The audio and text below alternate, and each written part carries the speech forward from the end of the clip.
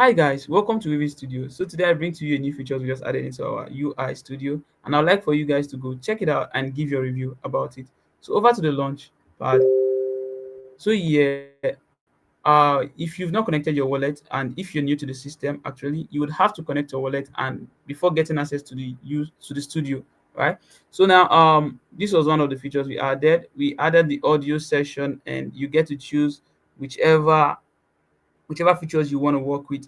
So and over to the right, you can see we this is where the previous videos or the recent videos you created are being stored. You can go back to it, check it out, watch, and also share. So I clicked on this, so it took me. Okay, you can see, you go down, you see you can download, you can share, you can watch here, and you can We start by defining a download get endpoint the on our file. Express You app. see, so This yeah, endpoint will let's just give a quick try on generating again. So for those that don't know, they can get to check. So this is just a test, and I paste a script, and then I do what? I click on generate.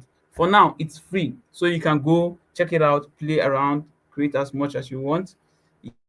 So as you can see, it successfully generated the video. You can go down as well, watch, download, and make necessary things and do everything you want to do. You can play around the studio, and you can go check your dashboard and see it's here.